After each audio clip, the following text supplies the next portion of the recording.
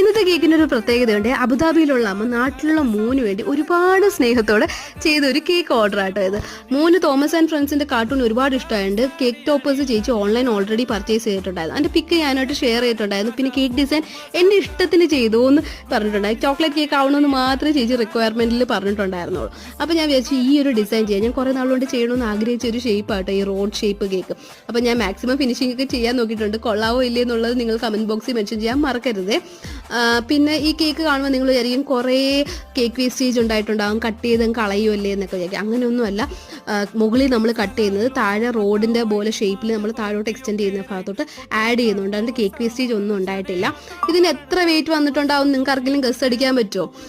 പിന്നെ ചേച്ചി ഓൾറെഡി ടോപ്പേഴ്സിൻ്റെ ഇത് തന്നിട്ടുണ്ടായിരുന്നു. കുറേ കപ്പ് കേക്ക്സ് ടോപ്പർ വെച്ച് വെക്കാൻ വേണ്ടി ഞാൻ ഉണ്ടാക്കിയിട്ടുണ്ടായിരുന്നു.